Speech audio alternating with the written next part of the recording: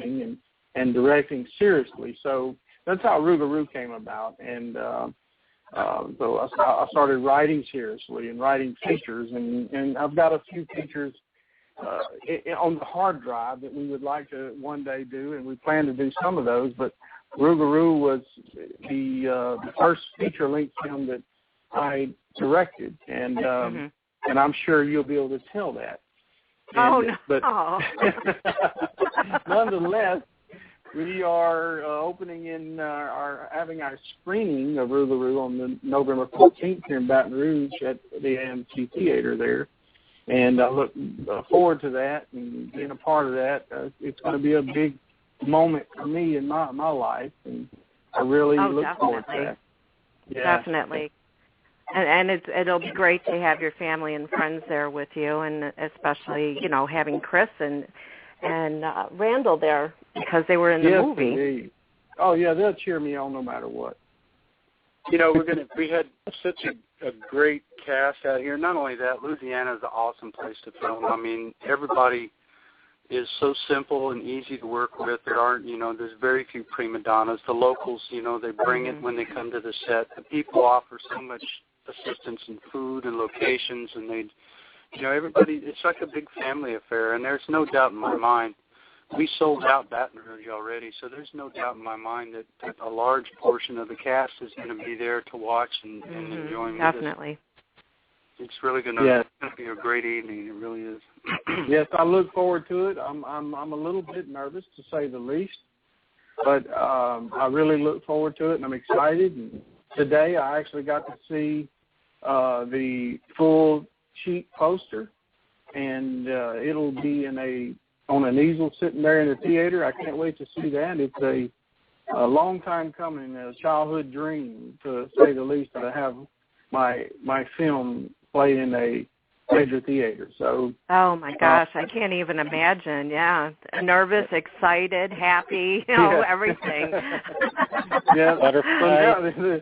The whole object now is to make some money with it, so we can make more of these things, and that's what our plan is. That's what my plan is. It's my passion, my dream. I love filmmaking.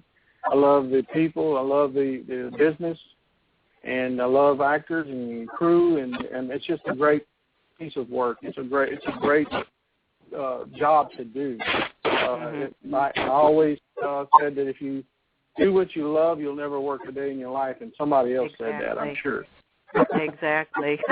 He's not giving himself credit where credit's due. He's probably one of the easiest, most knowledgeable directors I've worked with ever. I know to do the lead role, I came in with a lot of pressure, and I asked a lot of questions, and we went over a lot of things, from dialect to, what this character was all about, and we spent a lot of time together, and he was just so patient with me. He worked so easy with me on set. And everybody, it was just such a, and then we also had a great time after with the shooting. We socialize and visit, and I brought my RV down and put it in the backyard, and we just had a really good time. And he was an awesome director, and I've never seen anyone in my vast years of working in this business, I've never seen anybody that was as knowledgeable, and if there was one thing out there that he doesn't have a definite hold of, he'll go out there and find it in a short period of time, and he'll have it sorted out in no time. Well, I appreciate those comments, Randall. It's all the same working with you. I discovered Randall, the way I found Randall was through social networking.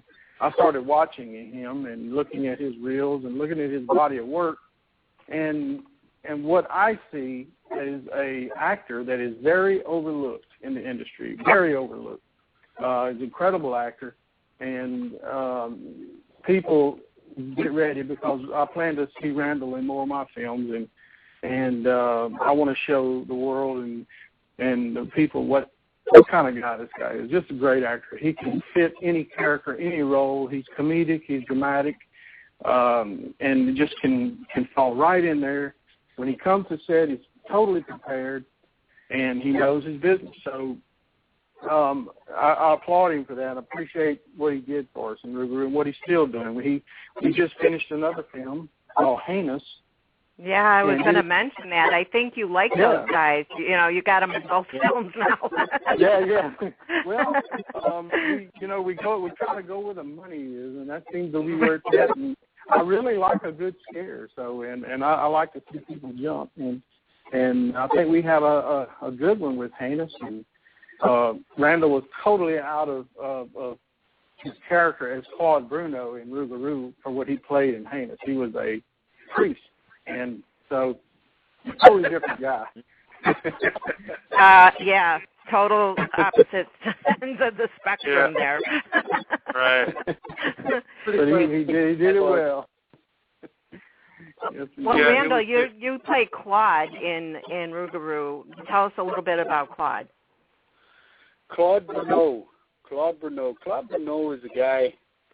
Is so well written, and I could relate to him so easily because, he's the kind of guy who goes through life with his integrity and his character is intact. He's 15 years a cop, and he never was on the take. He never did anything wrong. He was always, pretty well liked by the people in town.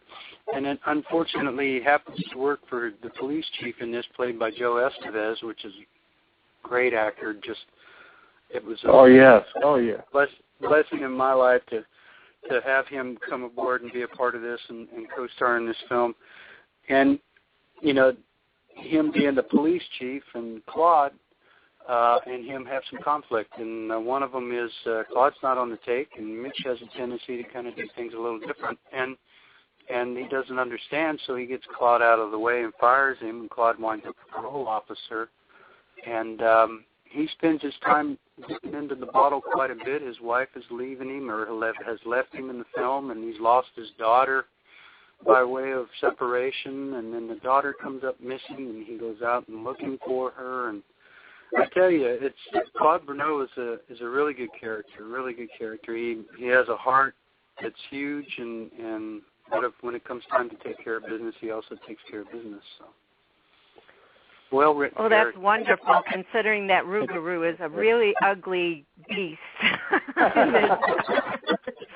Not somebody I'd want to run into in the dark, for sure. Claude doesn't really he doesn't really understand the Rugaru. He doesn't believe in him. He thinks it's just a Cajun myth or a story. And he finds out otherwise throughout the duration of the film.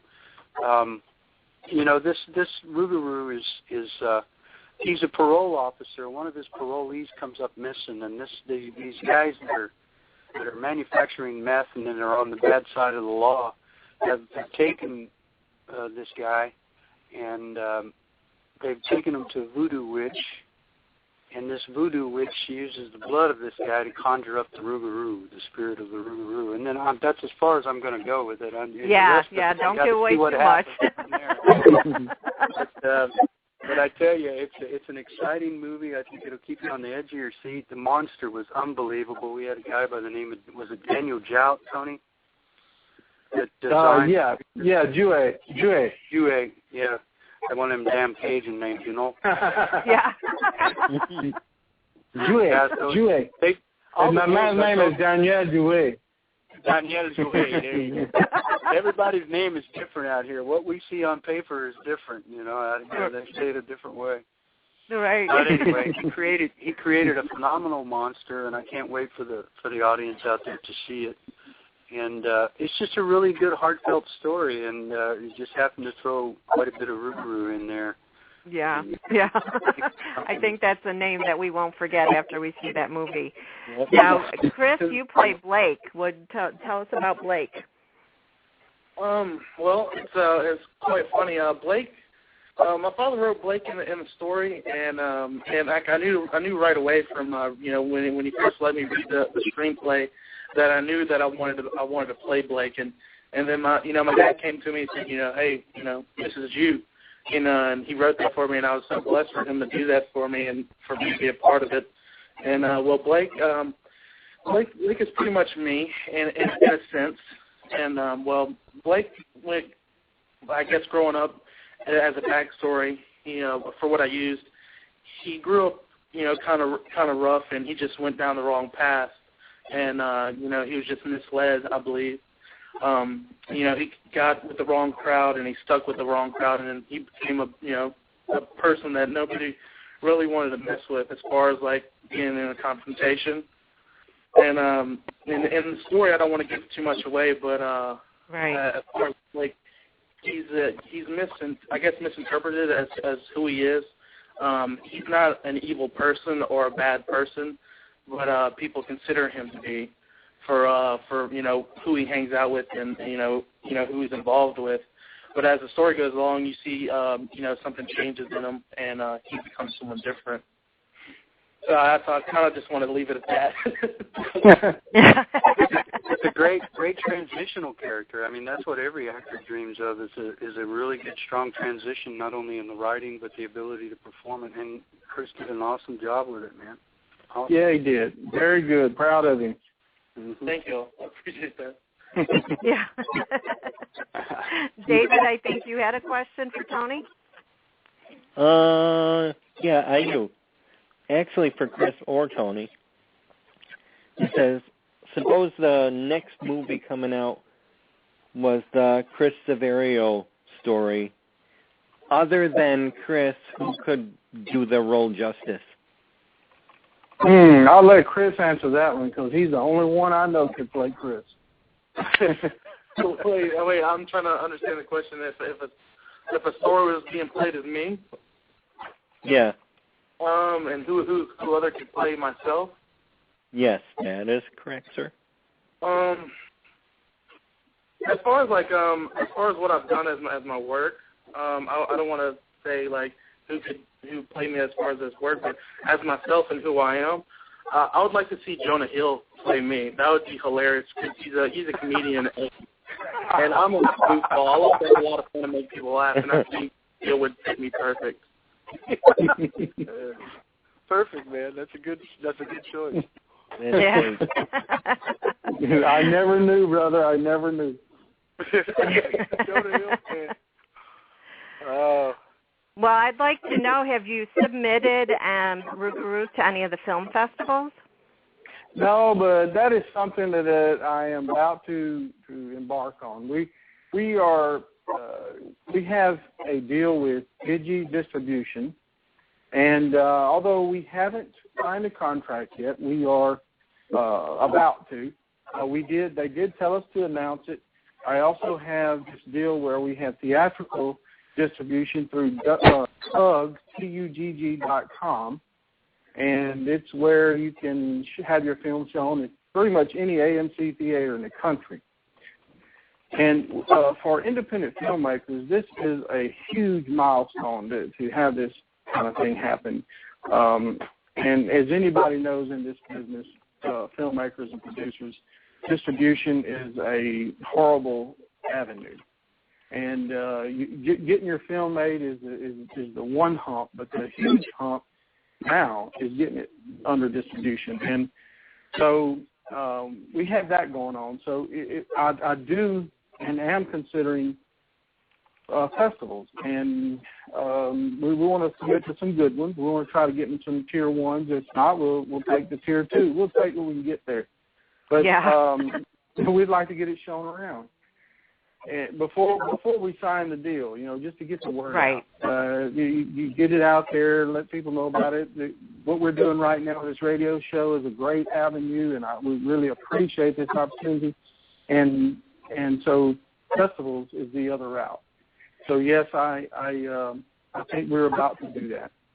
Well, I think that's a great idea. I think you should get it out there as much as possible, and have it come out huge.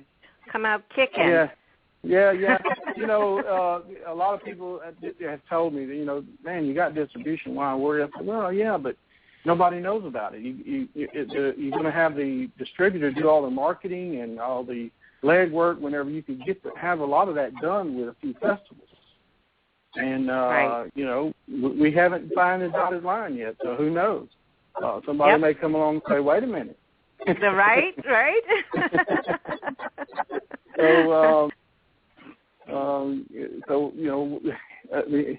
In the old days, a man gave you his word, it was your word. But nowadays, you have